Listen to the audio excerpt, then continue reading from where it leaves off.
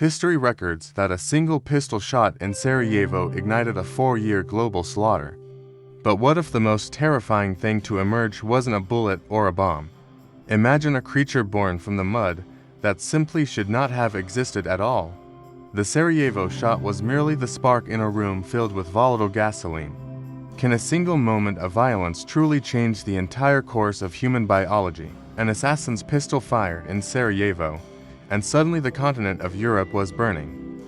This was the dawn of modern warfare, where machinery began to outpace the human soul. For 4 long years, the Great War consumed everything in its path with relentless hunger. Between the opposing trenches lay no man's land, a desolate space where nightmares took root. Legends tell of the London Fusiliers encountering a horror that defied all military logic. They whispered of the Hound of Mons, a beast stalking the shadows of the front. Did the industrialized nightmare of the Great War birth a monster from the carnage? Within the chaos, men like Dr. Gottlieb Hochmuller pursued secrets better left buried deep. Stories emerged of a Siberian wolfhound transformed into something far more lethal and strange. Witnesses like F.J. Newhouse struggled to describe the predatory terror they saw in the dark. To understand the legend of the Hound, we must examine the nightmare that birthed it. The world watched as the familiar fields of Europe became a landscape of pure terror. Every bullet fired in those 4 years seemed to fuel a darkness growing beneath the soil. What happens when the machinery of war finally strips away the last of our humanity? This is the story of a catalyst that turned a world into a hunting ground. Behind the smoke of artillery, a more ancient fear began to stir within the mud. Soldiers reported hearing a low, guttural howl that chilled them more than the winter air. This sound did not belong to any animal known to the European countryside or forests. It was a predator designed for the unique horrors of 20th century trench warfare and death. As the lines of battle shifted, the legend of the beast grew ever more terrifying. Some believed it was a biological experiment, while others claimed it was something far more ghostly. Regardless of its origin, the presence of the hound changed the nature of the conflict. To see its eyes in the darkness was to know that death was close behind. But before we face the creature, we must return to where the fire first started. Let us look closer at the spark that turned a continent into a literal graveyard. The world was transitioning rapidly from the age of heroes to the age of the machine. By 1914, brave men rode into battle on horseback, still clinging to old notions of glory.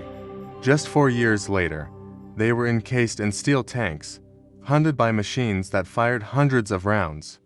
Machine guns during the Great War could fire hundreds of rounds every single minute, shredding everything in sight. This lethal efficiency turned the mud of no man's land into a sprawling, open-air laboratory for death. In these grim trenches, humanity became the primary experiment in a new and terrifying kind of war. But the most horrifying innovation did not arrive with a bang, but with a silent, creeping cloud. Poison gas was unleashed across the battlefields, transforming the very air into a deadly, suffocating weapon. This invisible killer did more than choke. It literally burned men from the inside as they gasped.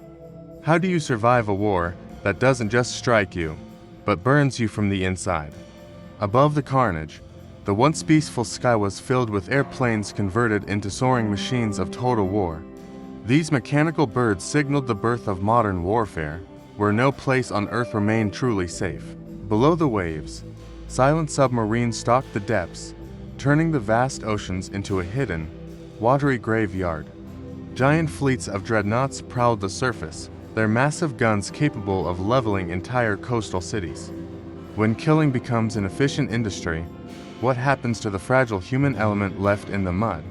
The transition from the 1914 cavalry to the 1918 tank marked a permanent scar on human history. While the world watched the skies and the seas, something far darker was stirring in the shadows. One man, perhaps like the mysterious Dr. Gottlieb Hochmuller, was looking deep into the soul of the predator. Stories began to whisper of a beast that even the brave London Fusiliers could not easily explain.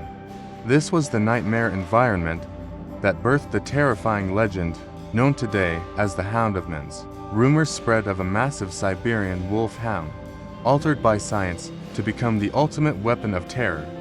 Men like F.J. Newhouse would soon encounter horrors that defied the logic of this new, mechanical age.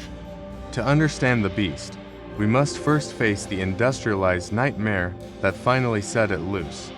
Beyond the roar of iron machines, we must enter the shadow world of Dr. Gottlieb Hochmuller. While Germany's generals demanded more steel, Hochmuller realized the ultimate weapon needed a pulsing heartbeat. This eccentric German scientist saw the battlefield through a lens far darker than any mere chemist. He believed the traditional methods of modern warfare were reaching their limit in the muddy trenches. To break the stalemate, Hochmuller looked past explosives toward the untapped power of biological engineering. He began to view the living body as just another engine waiting to be tuned. What if a soldier's biology could be engineered as easily as a massive naval dreadnought? This radical vision drove him to plan a prototypical biological weapon against France and Britain. Hochmuller was obsessed with creating a terror that would haunt the very souls of his enemies. The scientist worked in isolation, far removed from the mechanical grinding of the Great War. His laboratory became a place where science and nightmares blurred into one terrifying reality. He asked how far a desperate nation would go to finally crush the Allied resistance. While others refined poison gas, Hochmuller was focused on the raw instinct of the predator. His plan was not just to kill, but to unleash an uncontrollable primal fear. This weapon was designed to target the London Fusiliers and every man across no man's land. But his vision of a biological horror required more than just a simple laboratory petri dish. He envisioned a creature that functioned like a machine, but possessed the fury of a beast. This prototype demanded a physical form capable of enduring the brutal conditions of the front lines. According to his designs, this terrifying new weapon required a specialized vehicular chassis for transport. More importantly, this biological engine needed a pilot to guide its lethal and unpredictable instincts. It was a synthesis of flesh and metal that defied everything known about modern warfare. Hochmuller's ambition was to turn the natural world into a tool of absolute destruction. The scientist believed he could master the very essence of life to serve the German cause. Every calculation he made brought him closer to birthing a monster from the depths of his imagination. He sought to replace the cold logic of bullets with the savage hunger of an apex predator. But his weapon required a chassis and a pilot unlike anything seen in the history of warfare. Hochmuller finally had his components, but merging them required a vision that defied every law of nature. The foundation of this project began with the physical frame of a massive, powerful Siberian wolfhound. Despite its intimidating size, this specific animal was chosen for its remarkably mild and obedient temperament. In the doctor's eyes, this gentleman was nothing more than a living chassis for his creation.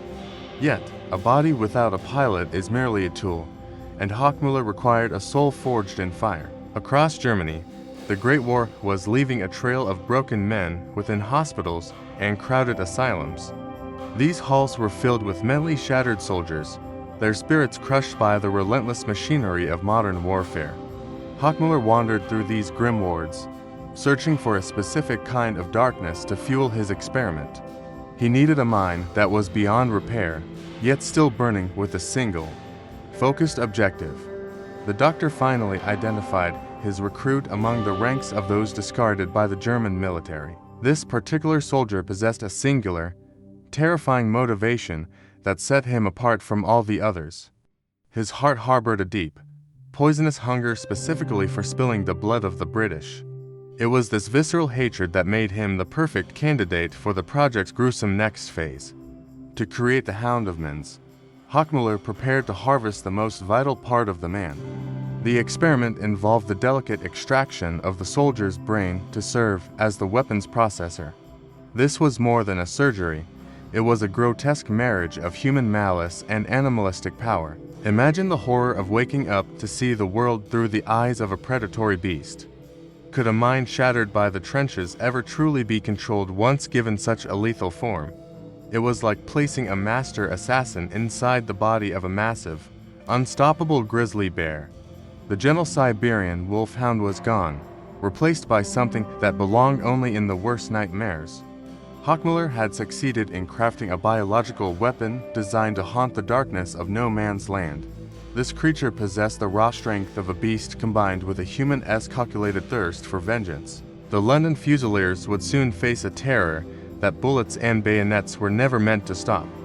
The result was a predator with the strength of a beast and a human-esque hunger for British blood. The monstrous creation needed a human mind to guide its predatory hunger through the mud of no man's land. Across Germany, the relentless horrors of modern warfare filled hospitals and asylums with thousands of mentally shattered soldiers. These broken men lived in a world of ghosts, their spirits crushed by the constant roar of heavy artillery. Dr. Gottlieb Hochmuller realized that these hollowed-out shells of men were the perfect candidates for his secret project. He walked through the silent wards of the asylums, searching for a pilot with absolutely nothing left to lose. The doctor wasn't looking for a hero, but for a soul consumed by a very specific, dark motivation. Among the thousands, one man stood out for his singular, burning hatred toward the elite London Fusiliers. This volunteer didn't want peace or medical recovery. He wanted a powerful instrument to exact his terrible revenge.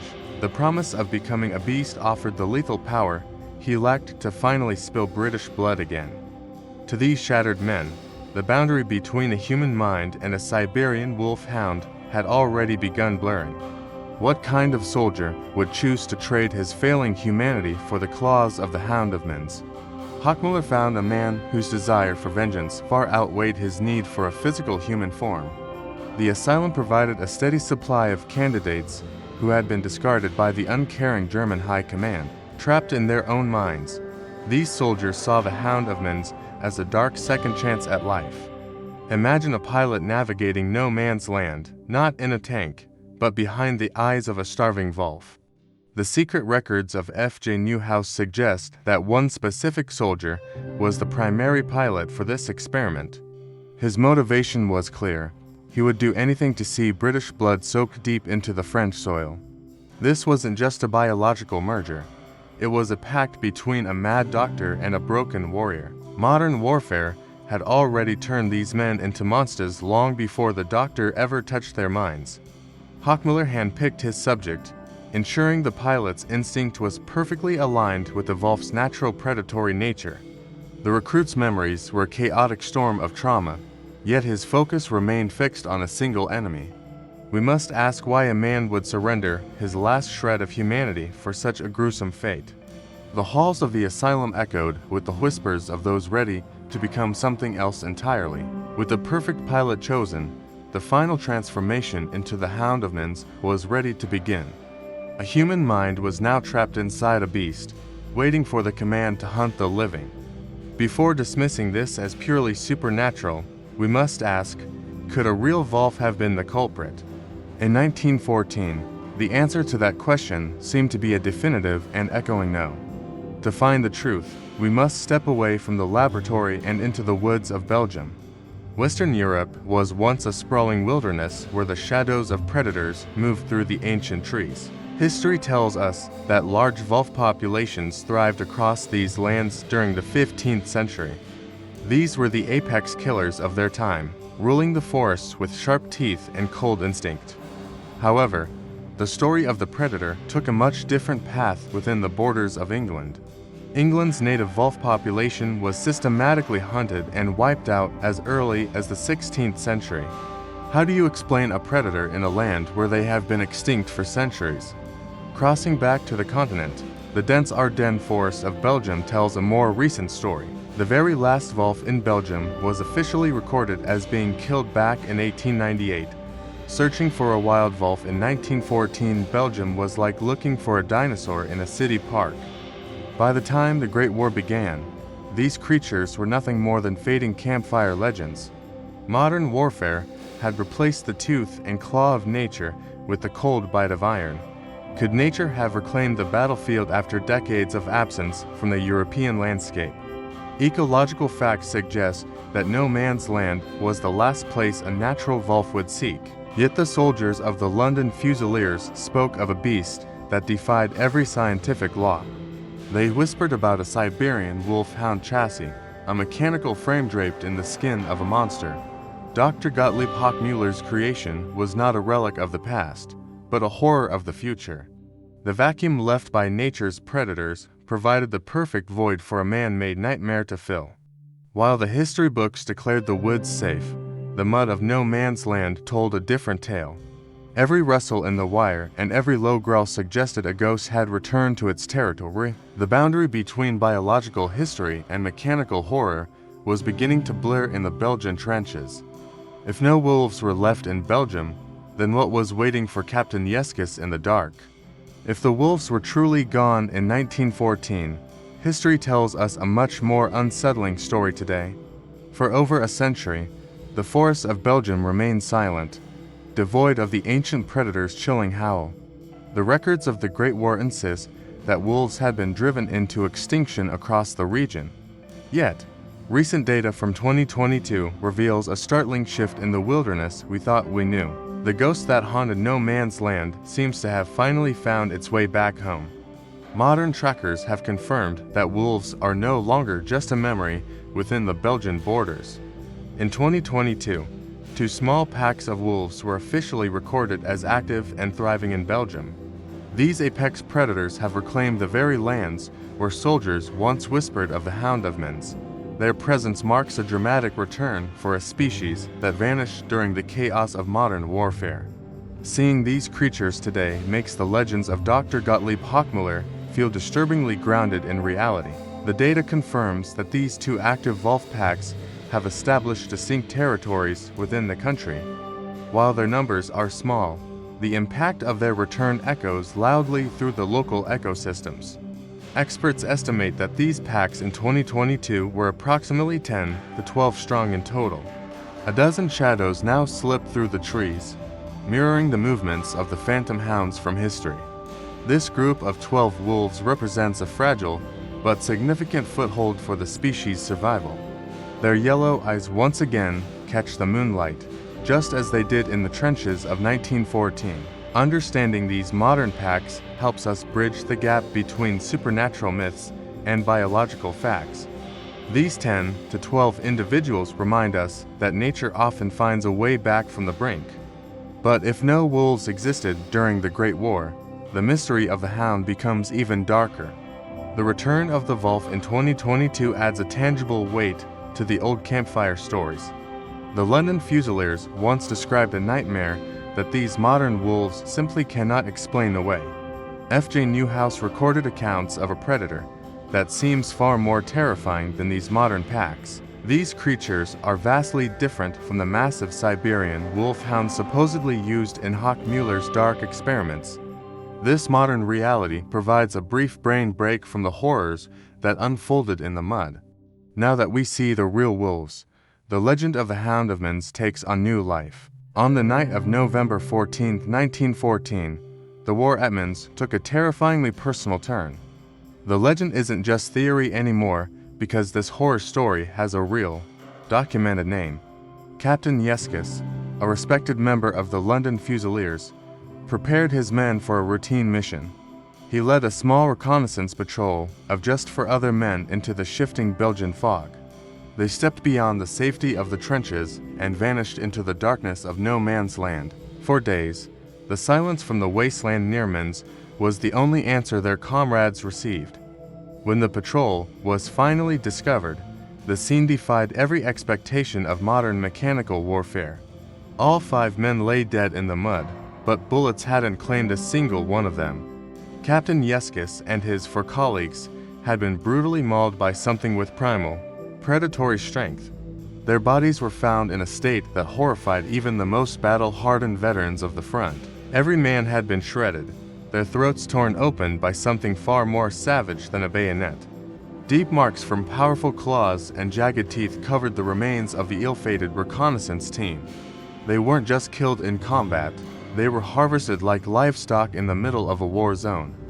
What kind of animal shreds a man's throat in a world dominated by artillery and machine guns? The injuries whispered of a beast that shouldn't exist, roaming the blood-soaked fields of no man's land. Was Yeskis the very first victim of Dr. Gottlieb Hochmuller's grotesque, Unnatural creation. The London Fusiliers couldn't explain how a predator of this magnitude could survive the constant shelling. This wasn't the work of shrapnel or gas, but the calculated strike of a living nightmare. The Hound of Mons had swallowed the patrol and spat back a message of pure, primal terror. As word spread, the myth of the Hound began to feel like a very tangible reality. This tragedy proved that the greatest threat in the mud might not have been the enemy soldiers. These injuries were not caused by shrapnel or bayonets, but by something with massive, hungry teeth. The horror of Mons felt visceral to those who heard it, but official records tell a different story. This is where the terrifying legend begins to unravel into a mist of uncertainty and missing paperwork. The legend of the Hound is like a ghost ship, clearly visible from shore but entirely empty. After the Great War ended, investigators began searching for the paper trail behind these monstrous battlefield encounters. They meticulously searched for Captain Yeskis of the London Fusiliers, the officer reportedly at the story's center. To their growing shock, British military records contain no evidence of any Captain Yeskis serving that unit. Every muster roll and deployment log was checked, yet the captain's name remained a complete, haunting mystery. If the leader of the patrol never existed, the foundation of the entire survival story begins to crumble. Investigators then turned their eyes toward the enemy lines to find the source of the biological horror. They looked for the alleged creator of the beast, the brilliant but twisted Dr. Gottlieb Hochmuller himself. Exhaustive searches through German documents revealed no mention of Hochmuller or his horrific biological experiments. The scientific records of the era are silent regarding any hybrid creatures designed for the modern battlefield. Like his Siberian Wolfhound, the doctor seems to have been a phantom born from the smoke of war. Can an entire military operation involving specialized scientists and monstrous predators simply be erased from the archives? If the people and the monster never existed on paper, where did this nightmare truly find its beginning? Historical investigation reveals that the first mention of the Hound of Mons legend did not occur until 1919. This 5-year silence after the initial battle at Mons raises significant questions about the story's historical validity. A Canadian veteran named F.J. Newhouse was the first person to share this chilling tale with the world. Newhouse claimed the story came from the front lines, yet no contemporaneous journals or letters ever mentioned it. Why would a veteran wait so long after the armistice to report such a terrifying and supernatural event? In the brutal era of modern warfare, stories of the supernatural often serve to explain overwhelming, inexplicable trauma. The psychological horrors of no man's land were so profound that the human mind often invented literal monsters. This profound lack of documentation casts a heavy, permanent shadow of doubt over every detail of the legend. The absence of evidence suggests the Hound might be more of a cultural myth than a historical reality. Some theorists wonder if high-ranking officials intentionally scrubbed the archives to hide a much darker military secret. Perhaps the documents were destroyed during the chaotic retreats or burned in the final days of the war. Or perhaps the Hound was simply a hallucination born in the shattered mind of a soldier who saw too much. The legend survives today not because of its truth, but because it captures the visceral fear of the unknown. We are left with a riddle, a terrifying beast with no creator and a victim with no name. If these men never actually existed in our world, we must ask where this enduring legend truly began. If official military records hold no answers, we must look toward the flickering embers of human memory. The trail of the Hound of Mons leads away from the front lines and into the post-war era. We find our first clue in the year 1919, just as the world began its slow healing process. A Canadian veteran named F.J. Newhouse stepped forward to share a story that would haunt history forever. He spoke of a creature that prowled no man's land, far deadlier than any bullet or bayonet. F.J. Newhouse provided the very first historical mention of the beast that allegedly terrorized the London Fusiliers. Why would a soldier, having survived the carnage of modern warfare, conjure such a terrifying spectral phantom? For those who witnessed the horrors of the trenches, reality itself often felt like a waking nightmare. The legend might have been a psychological way to process the unspeakable trauma found in the mud. Perhaps the story of a Siberian wolfhound was easier to grasp than the random cruelty of mechanized war. F.J. Newhouse described a monster shaped by the dark experiments of a man like Dr. Gottlieb Hochmuller. His words painted a picture of a predator specifically engineered for the chaotic environment of the Great War. This first account in 1919 transformed a local soldier's rumor into a global mystery of the paranormal. The story spread through veterans' circles, growing more elaborate and terrifying with every whispered retelling across the nations. Even without a paper trail, the emotional weight of his testimony resonated deeply with a grieving generation. To many, the Hound of Mons represented the primal fear that modern warfare had finally unleashed upon humanity. F.J. Newhouse stood as the architect of a myth that blurred the lines between fact and wartime fiction. His report of the Siberian wolfhound became the cornerstone of everything we think we know today. Was he merely reporting a truth the generals suppressed, or was he weaving a necessary ghost story? In the silence of the post-war years, the legend of the Hound began to take on a life. Every detail F.J. Newhouse shared seemed to tap into the collective subconscious of the weary, battle-scarred survivors. His narrative gave a face to the faceless terror that haunted the desolate wastes of the Western Front. Whether fact or folklore, the story provided a strange comfort to those who felt truly abandoned by God. As we peel back the layers of his claim, the line between veteran and visionary starts to vanish. We must now confront the true origin of this beast before the shadow consumes the light of history. The Hound of Mons may never have stalked the Belgian fog, but the shattered men were real. Perhaps the true monster lurking in the darkness of the Great War was not biological at all. Is it easier to believe in a bloodthirsty beast than to face the reality of modern warfare? In the wake of battle, hospitals across Germany began filling with soldiers who had lost their minds. These men, broken by the incessant thunder of shells, carried horrors that no physical valve could match. The German asylums became silent archives for those who witnessed things the human spirit cannot endure.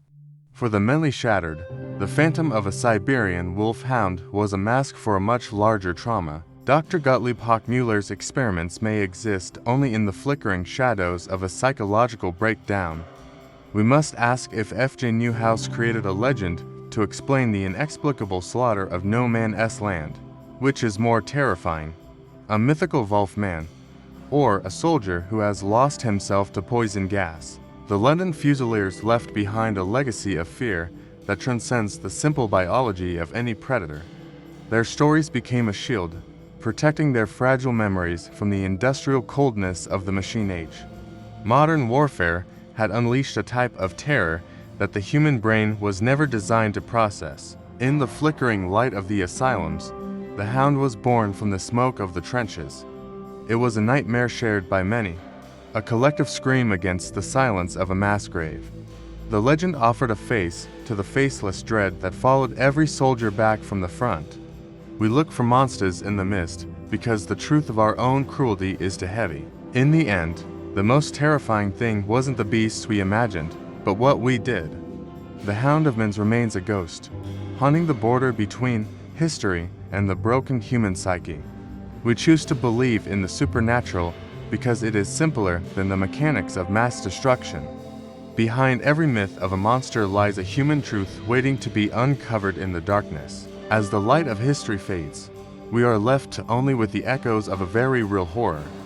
Sleep now, but remember that the shadows of the past never truly disappear from the mind's eye. Before you go, there is one more journey into the dark skies of history you should take. If you crave stories of men pushed to the edge, you must discover Jake Howard's latest work. This Canadian author brings a unique perspective from his work within the vibrant Toronto film scene. When not writing, Howard serves as a dedicated armorer for the renowned movie armaments group. His expertise with historical weaponry breathes authentic life into his gripping novella titled One Day Over Germany. This intense narrative shifts our focus from the trenches of Mons to the chaos of World War II. What happens when a Hollywood star swaps the silver screen for the cockpit of a B-17 bomber? We follow James Caulfield, a rising talent who finds himself far from the safety of a movie set. Caulfield's journey represents a high-altitude dive into the heart of the next brutal global conflict. The story captures the terrifying reality of a high-stakes mission aboard a massive B-17 flying fortress. Every page echoes the same visceral dread we explored in the fog of the Great War's battlefields. You can experience this cinematic tale of survival and sacrifice in Jake Howard's masterfully crafted novella. Special thanks go to Simon and Rich for providing their exceptional voice-over work for this episode. You likely recognize Rich's distinctive voice from the popular and mysterious Bedtime Stories YouTube channel. Their narration has helped us navigate the thin line between historical fact and haunting legend today. As we close this chapter, remember that the true monsters of history often wear human faces. Whether in the mud of Mons or over German skies, the human spirit remains eternally tested. We hope this exploration of the Hound of Mons has ignited your curiosity about our hidden past. Dive into Jake Howard's work to see how the horrors of modern warfare continue to evolve. Thank you for watching our journey into the shadows, and as always, stay curious.